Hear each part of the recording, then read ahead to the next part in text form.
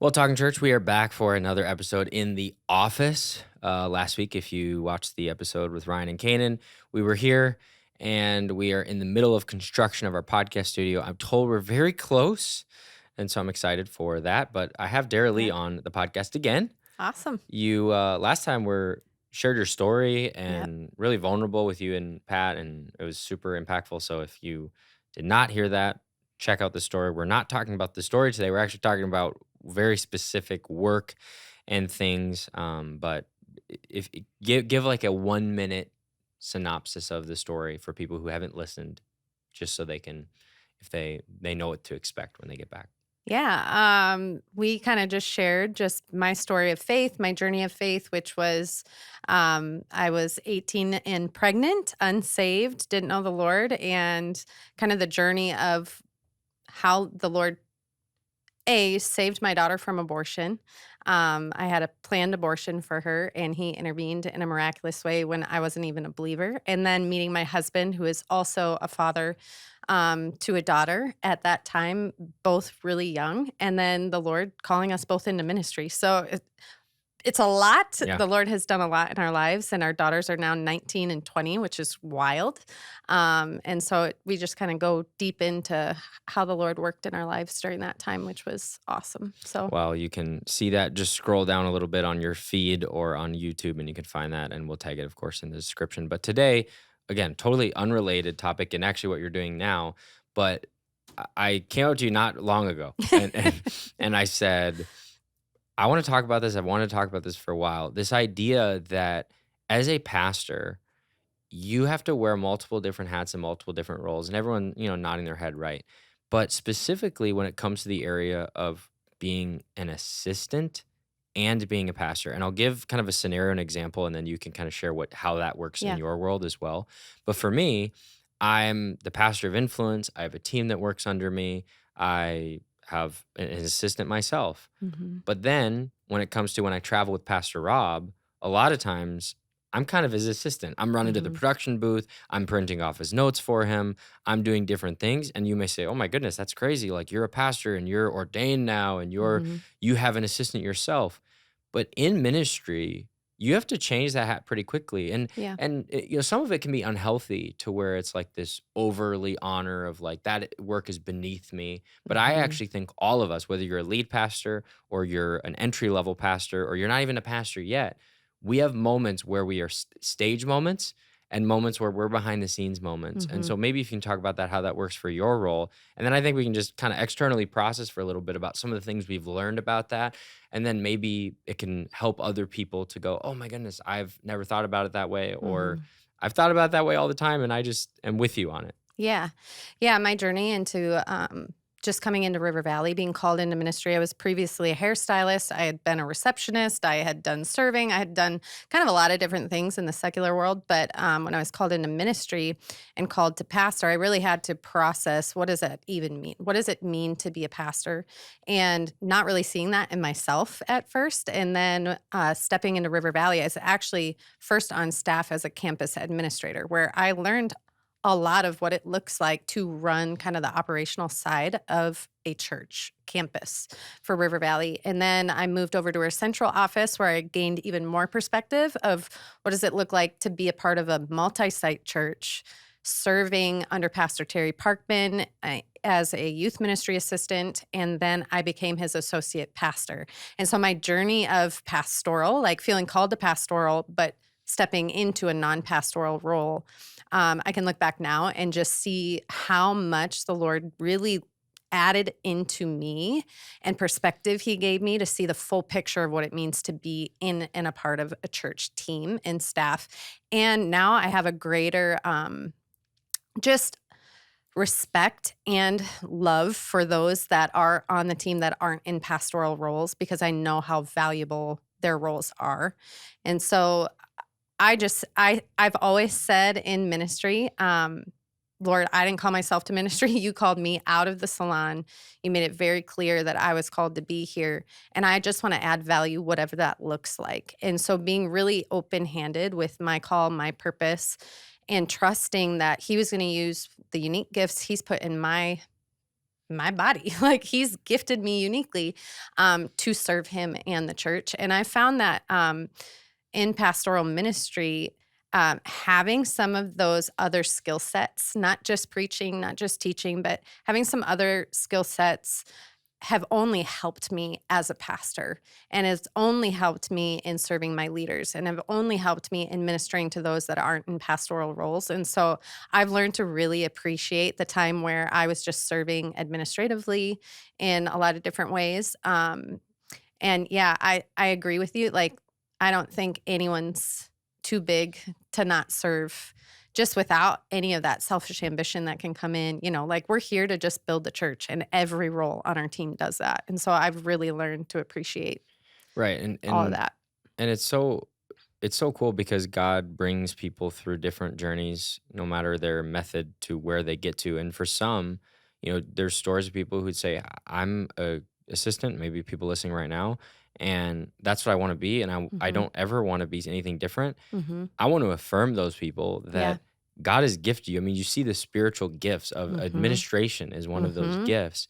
And I do think at times that people can feel, well, this is a stepping stone for where I want to go. Yep. But for those who feel that that is their gift, I just want to affirm that that is an incredibly valuable skill to the body of Christ. It's an Yes. incredibly valuable skill to the team that you're working with. Mhm. And it may not get the spotlight, but I think sometimes even what you see in scripture, sometimes that's better. Like God Mhm. sees your gift and you're going to answer to him for how you utilize that gift. Yes. You're not going to answer to others for getting on the platform. But Mhm. then in the same way, for me, I started as our young adult pastor. And the reason why I had to be administrative was because I didn't have anybody Yeah. else. It was literally just me. And Yep. so I had to train up volunteers. I had to Mhm. train up leaders. I had to do my own receipts. I had to do my own budgeting. And many people who are listening probably can empathize with Yeah. that they're still in that setting no matter what area of ministry. But even at a large church like ours, I mean, again, it sounds crazy for me to say this. My first event that I preached at as a pastor, I did some things in college when I was studying, but as a pastor, was to 700 people. Wow. That was my first That's sermon I crazy. preached as a pastor. It Yeah. was a 20 plus event. Wow. And I remember holding up my license to preach that I had just gotten like a week before that and just said, look, I'm licensed to preach. And so I kind of got thrown into it in the middle of this fire, and I just had to learn. And there were things Mhm. that I totally messed up on. And hey, could Mhm. you help me be a volunteer kind of coordinator, an assistant, admin? And I just learned so much from so many people. Yeah. But now I see that translating into the role that I'm in, even though I have a larger team and manage more things. There are moments where I'm back. Like I said, I'm traveling with my dad, and he's the speaker. And I'm the one who's the assistant. I'm the one Mhm. getting the water and getting everything set up. And I consider that a joy. Yeah. And I just think that never let the skills that God has built in your life be something that is wasted later. And Mhm. I see some of the best leaders that go, oh no, the reason why I'm that way is because I was a worship leader when I was younger and I care about it and I learned this thing Yep. and I take that with me beyond. Are there moments for you that you think of where you think about, these are moments for me that when I was an assistant, this now has translated to me in pastoring. Mhm. But as we know, Monday through Friday is a lot more about being a great organizer and administrator, and then Mhm. being great in moments as a pastor as well. Yeah. Yeah, and yeah, you just see the full picture. Like for me, I look back and there were seasons in ministry when I knew I was called to more, but I wasn't there yet. And so then I just trusted this is a time to be like a sponge and just absorb and learn from all the people that are around me. And I'm here for a reason, and God put me here for a reason. So I'm going to learn as much as I can. And I look back, and every role transition that I've taken has prepared me for what was to come. And none of those roles that I've, shifted into, and I just recently shifted into a new role with Pastor Kirk, our executive pastor. And I know everything I did for Pastor Terry Parkman helped form and shape me to be able to serve Kirk the best that I can. And so, yeah, I look back at my journey. I've been on staff for 7 years. I've been serving a lot longer than that, but every single thing I've done has led to the next open door. I think about my first job as the campus admin.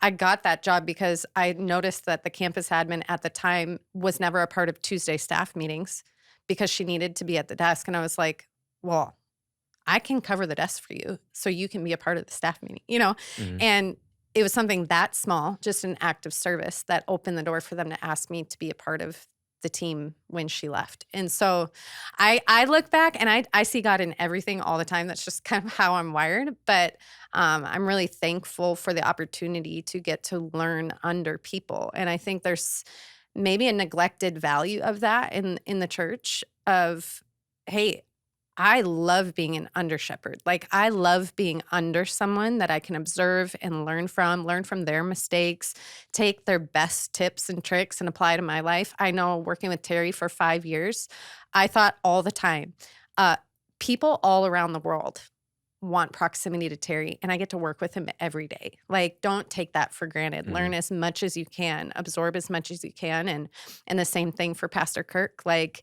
he's awesome, and I just get to be around in proximity to him and learn how he thinks and processes. And I just think if there's anyone on a church team that's feeling like their role isn't valuable, like God has just been speaking so much to me lately that everybody is created uniquely on purpose. Mhm. And he wants to use every single gift uniquely. And so I'm not going to compare myself to somebody else. I'm just going to do the best that I can right now to serve this leader that he's put me under. Right. And I actually think there's a covering in that as well. I kind of like being the person that's not in charge because that's hard. Being the person in charge, you're going to take all the heat. And when you're under somebody, there's a covering there. And so Mhm. I've learned to appreciate that as well.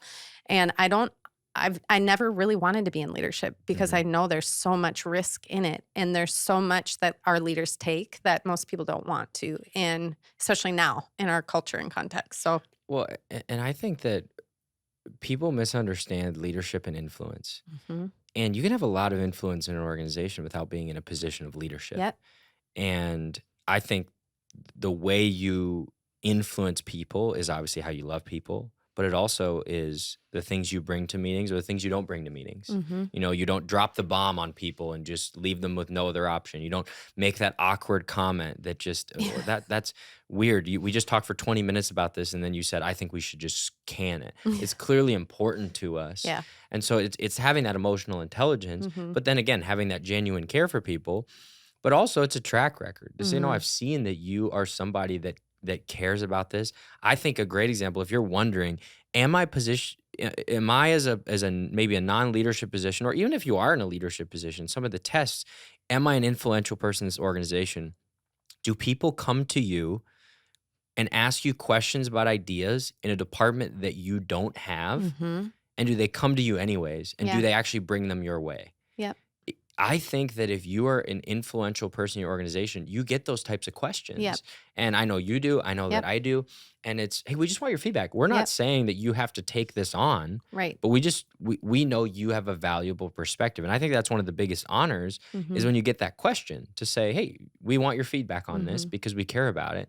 I think on the other side of it is you talk about this covering. And I think there's more and more people realizing it. That's why I think the multi-site church is on the rise because Yeah. many campus pastors, we just talked about it in a meeting I was just in. Many campus pastors say, I feel called, I want to do this, but for many who are on their own, and I'm sure there's people listening that can empathize with this, it can be very lonely. It can be discouraging. The Yep. weight of leadership to have no one else to go to, or at Yep. least that feels accessible. Maybe it's a superintendent, but they're not available to you, versus being a part of a church that you say, I'm able to do the best work that I can do while still having a pastor that is leading the way, that still has a HR department that can help Hmm. me walk through the difficulties that I'm dealing with my own team, Yep. that still has a finance team that helps me manage my budget better. And I think there is beauty in that. And I'm not saying it's a call for everybody, No. but I think that there is this realization, and I know for me, I thought it was just so easy. I thought Hmm. leadership was the easiest thing, and then drop in and they go, "Oh yeah, you have no team." What do you mean there's no team? You got to build your team. Well, I thought I Yeah. would get a team. Yeah. I had one, and all of them quit within the Hmm. first um, couple months of me joining young adults because it hadn't been cultivated for a while. And so all the old leadership team volunteers, they all jumped in, and literally within 2 months, they were all gone but one. Mm. And I'm going, oh my goodness, I literally have to build my own team. Yeah. And so I think that those those are things you just don't realize until Mhm. you're in those Mhm. positions. Can you talk about how, because part of at River Valley here that I think is, I don't know if this is all types of churches, but at least we're doing this here. I think this hybrid of pastor and assistant is something we're moving towards. Again, associate pastor is kind of the Yeah. old school term, and now we're starting to Yep. utilize it again. But it has both. How have you utilized those skills, like even today, as sometimes you're representing in a meeting Mhm. as the associate pastor, and like Kirk's not there, and your voice is just as good as Kirk's. Yeah. But then there's other times you're in meetings where it's like you kind of feel like I'm back to being an admin. Yep. Talk about that even recently as you're kind of managing both of those sides of it. And again, I'm in that boat as well a lot. Yeah. Yeah, I think you have to be really secure in who you are to know when you're in a room and you don't need to say a word. You're the professional note taker, I call myself Yeah. sometimes. And that's not a dig at all. It's so important. And also to be confident enough to know, I know my leader enough to know that I could say this and it's going to be pretty close to what he'd say. And that takes time to build that relationship with your leader. But I just see its value so much that I, I know for a lot of people, titles can be a thing that you just Hmm. like you want the title. And for me, being able to balance, this is how God's wired and gifted me, and I'm good at it. But I also feel this stirring and desire to pastor. And the fact that River Valley made a place for me to do both has been such a blessing. And I've said, it's not my job, but I want to be present on the weekends as much as possible because that's where I fulfill that pastoral call in my life. I like being in the weeds with people and in their lives and hearing what God is doing. And if I don't have that, I feel like I'm not fully operating the way I'm supposed to. And so for me, I'm looking for opportunities to pastor and to engage people. And it also keeps me grounded at Central because we have the Central campus dynamic here. And it's really easy at Central to just get in the zone and you're in that admin organizational mindset because that's a lot of what our roles are oriented around here at Central. But I try to get in the campus as much as I can to balance that out. So I'm helping lead Alpha or small groups or whatever else so that I can make sure that my why is always at the forefront. My why isn't Central. I know it's important, but if Central went away, our church would still function, Right. right? We'd figure it out.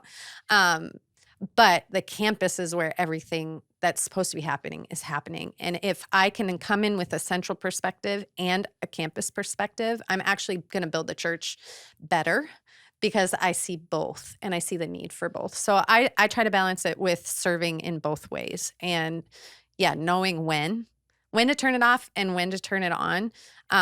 That's easy because you know the meeting you're in and Hmm. you see who's involved. And if Kirk's there, I'm always gonna let But him speak to you that. said it's easy, but I think it's easy because of your experience. True. Because I think for some people, it's not easy. Yeah. It's no, this is hard for me to be Mhm. the one that's now quiet in this meeting when I Yeah. used to have the authority. And I think the same can be true for anybody on the team. When your lead pastor's in the meeting versus when he's not, and Mhm. people know you're second in command or whatever Yeah. terminology you want to use, and well, no, now it's mine. And giving that back, I actually think is one of the most beautiful things. Where it starts to become sideways is where you actually think I'm better in this meeting than my leader. Mhm. And Yeah. I actually think I represent this much better than they do. Mm. And that's when you realize I'm I'm in a difficult place Yeah. because the only options when you have that thought is you either put yourself in your leader's position and you kind of mentally and in fantasy land live as if you're their position, even though Yeah. you don't have the weight, you don't have the authority, you don't have the position and title. Or on the other side, you actually stop doing the things that you need to do, and maybe they're both happening, and you're not serving your leader as well anymore Yeah. because you're envisioning yourself in that role. Mm. And that's where you talk about that security.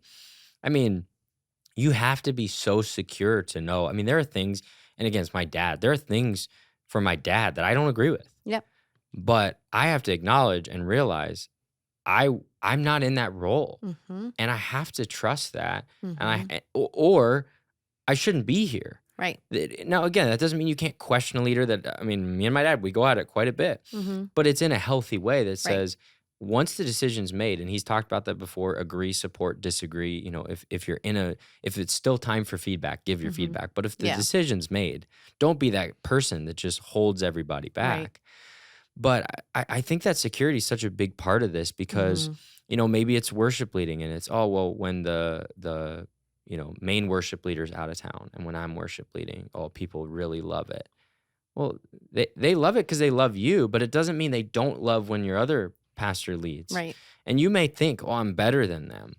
I just think it's a dangerous place to So be. I mean, dangerous. Yeah. we see it in scripture, and I think it's James. Maybe I'm remembering it wrong, but the seat of honor, and they say, Mhm. don't go to the seat of honor and sit there.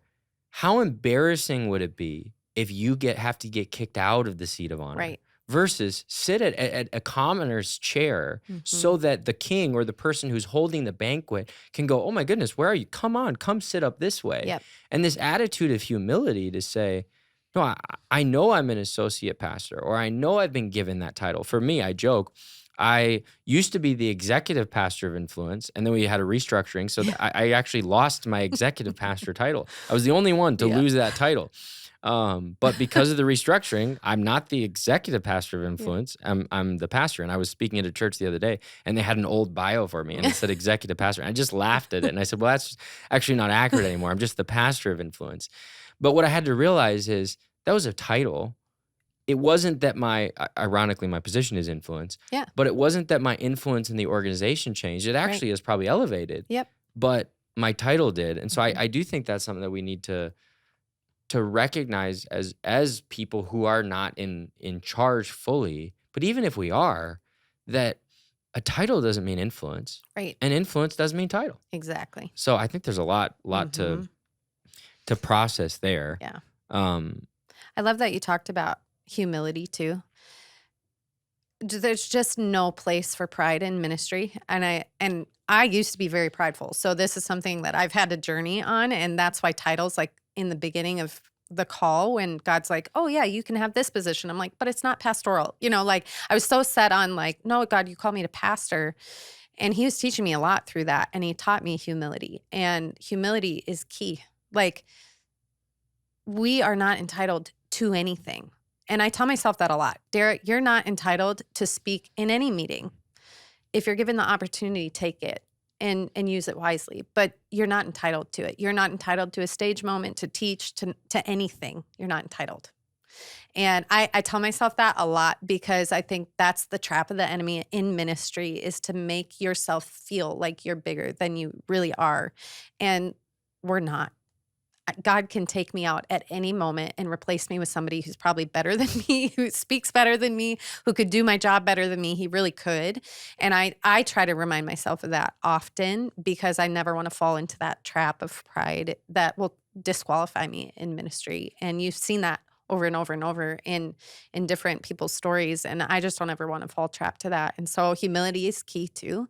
And I think it checks you when you learn to check yourself that way. It checks you when you're in a room and you're just sitting there, like I'm observing the room. I'm still learning when I'm observing. I'm mhm. learning a lot about the people in the room. I'm learning how we make decisions. So for me, it's still valuable, even though I said nothing. If I have to say something, if I'm like, oh, I feel like really strongly about this, there's a time and a place to do that outside of the meeting I was just in. And I Mhm. could get understanding if I need it. But I think that also requires like, I don't need to be heard in this, or this isn't my decision to own. So I'm just going to support and ask questions as needed. Right. Have you seen Karate Kid, the old one?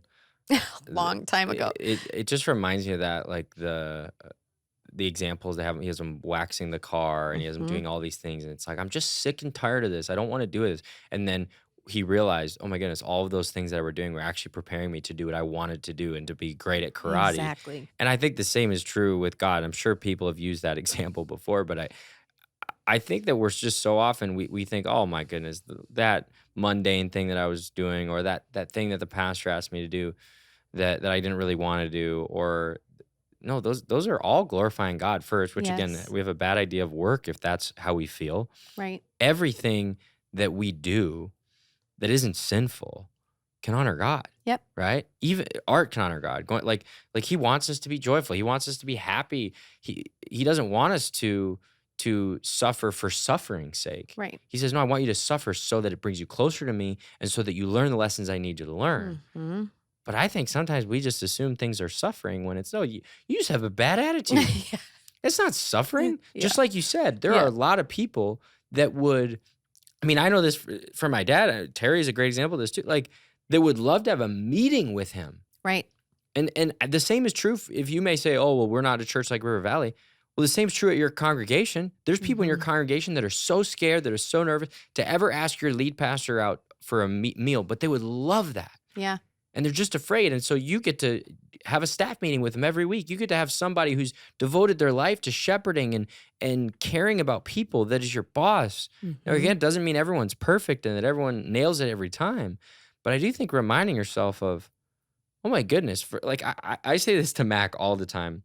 And she laughs, but I go, can you believe that we were born in the time period we in? Do you ever wonder why we were born in the time period we're in? Do you ever wonder like why it's now in the 21st century? Do you ever wonder why we were born in America, the wealthiest nation and probably the most prosperous nation to ever exist on the planet?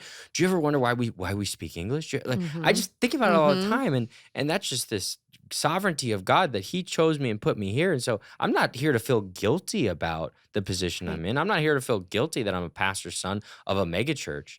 But I'm here to say, God, what are you asking me to do? And how Mhm. are you asking me to steward this so I can Exactly. give you the best return on it? And if Yep. it's me being an assistant today and filling up water bottles and driving around guest speakers, I'll do it and I keep doing it. Right. Or if it's being a speaker at conferences and being asked to speak at churches, then I'll do that too. Exactly. Yep. But both of them honor God and both of them are areas of service. And so I Yes. hold that to be, I try my best. It's easy for it to creep in, when I travel a lot and I don't get the upgrade. I'm like, ah, man, I didn't get the upgrade. And then like my dad and I joke, we go, do you know that over 50% of the world's never flown on a plane? Yeah. And we're complaining Perspective. right now that Right. we didn't get the first class upgrade and get a Right. free meal when literally people, like, it's just crazy how our perspective changes who we are. No, we're serving the king. Right. We get to, like, we could be in prison, we could be a slave, we could be all of these things, and it would be up to the king, but he decided that he wanted to use us. And again, going back to the gospel, and you say, yeah, okay, Logan, you don't have to preach this, Mhm. but it's like it is the message. Yeah. It's we're here to serve. Jesus came to serve. We're Mhm. not, nothing is beneath us because Right. nothing was beneath him. Yep. And we've got to use our gifts to honor and glorify God. And of course, if it can Yeah. be a resource to our pastors, if it can be a resource to each other, praise God for it.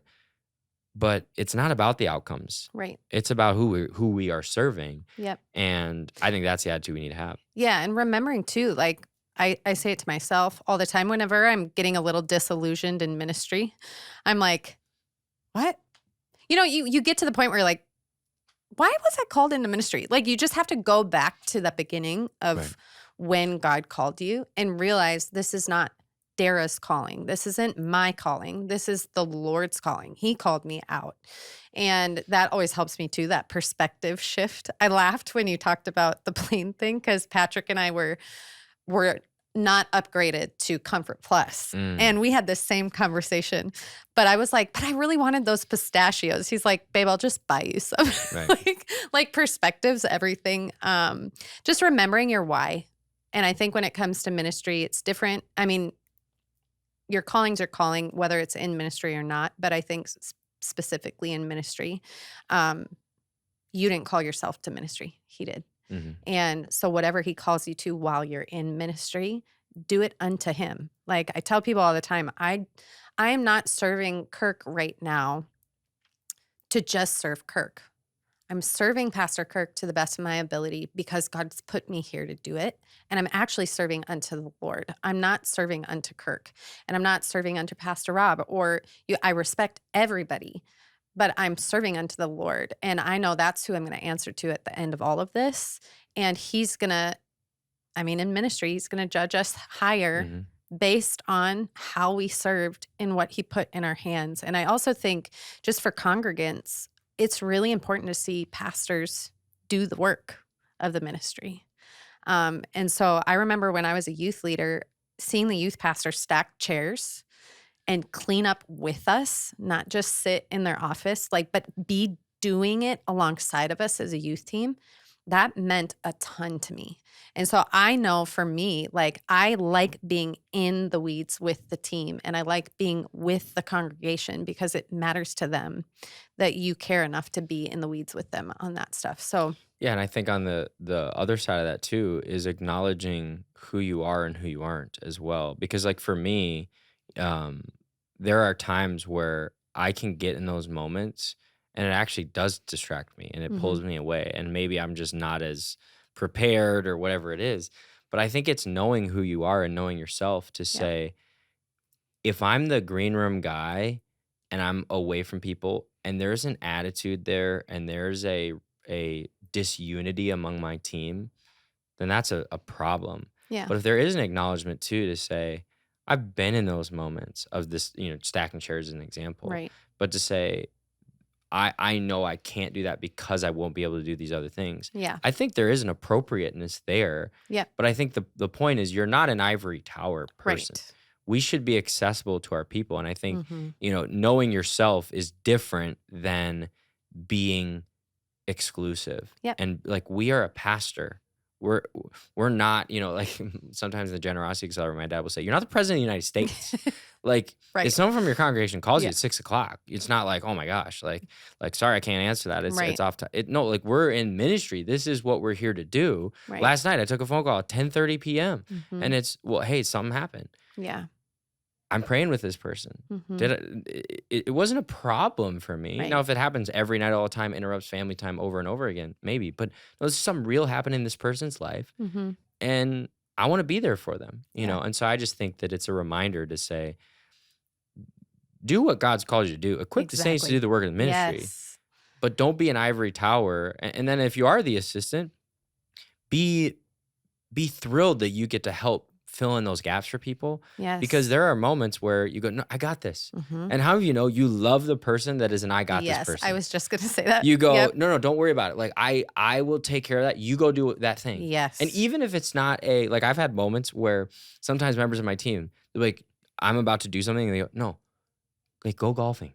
mhm, Like we got this. And yep, I'm like, really? Like, yeah, you like maybe some of it's like you need it. yeah, But like, you don't need it's to the worry about it. best. It's an honor for me Yes, to let you do that because I know I'm not serving you, I'm serving him. yep, And so if I can take that burden off, of course there's unhealthy sides and you can get to both, but I just think there's a beautiful thing to say, no, I can be that person for somebody. mhm, And I think that's kind of the core of this whole conversation. yes, Be the I got this guy or the I got this girl to yes, somebody in your life, whether yes, you are a lead pastor or you are an intern. mhm, Be that for somebody. Maybe it's your mhm, superintendent. Maybe it's your former pastor. Maybe it's an elder on your team, or maybe it's your spouse or somebody. But I think in a professional capacity, be that.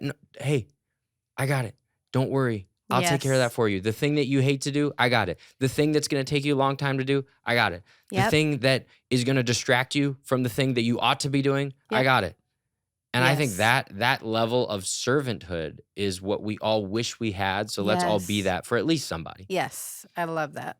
I love that, and it's actually the most loving thing you can do for your leaders. And I think about that all the time. Like, acts of service is actually a love language, Yeah. and a lot of people receive love that way. And in ministry, that's a really tangible way to serve the person you work for is to do those things that drain them, deplete them, that they don't like doing. It's like, well, give it to me so that you can thrive and be who you need to be right now for the people you need to be serving. Right. And if we all did that for each other, just imagine. I mean, I Mhm. love when the person comes up to me and is like, I got you. Like, don't even worry about it. You just bless me. Yeah. Like, it's such a blessing. Yes. I know. Yes, Lord. Yes, Lord. Thank you, Jesus. So yeah, I love that challenge to just be the I got you for somebody because that's what ministry is all about. It's just serving one another in love. So good. Well, Daralees, thank you for Yeah. chatting and saying, I got you for this podcast.